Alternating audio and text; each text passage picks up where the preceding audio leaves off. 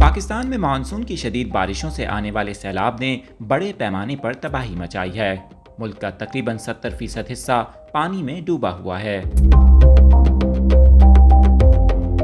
कुदरती आफात से निपटने के कौमी अदारे नेशनल डिजास्टर मैनेजमेंट अथॉरिटी के मुताबिक अब तक सैलाब से 1000 से जायद अफराद जाँ बहक, जबकि 1500 से जायद मुख्तलिफ हादसात में जख्मी हो चुके हैं। सैलाब और बारिशों से मुतासरा अफराद की तादाद 57 लाख से भी तजावुज कर चुकी है। ये पाकिस्तान का जनूबी सूबा सिंध है, जहां सैलाब और तूफानी बारिशों से सबसे ज्यादा हलाकतें रिपोर्ट हुई हैं।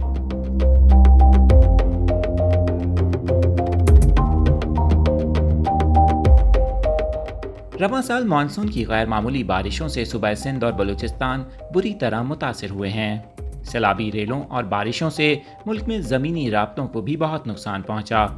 सैलाब से 150 से जायद पुल तबाह हुए, जबकि 3000 किलोमीटर से जायद शाहराहों को नुकसान पहुंचा।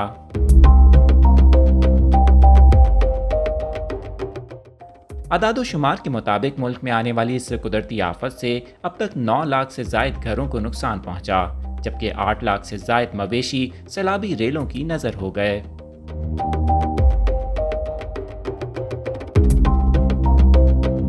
मौसमियाती तगय्युर के बायस दिन ब दिन पाकिस्तान में मौसम की शिद्दत में इजाफा हो रहा है। जहां दर्जे हरारत तेजी से बढ़ रहा है, वहीं मानसून के पैटर्न्स भी काफी हद तक तब्दील हो चुके हैं। यही वजह है कि पाकिस्तान में इस साल भी गैर मामूली बारिशें रिकॉर्ड की गईं।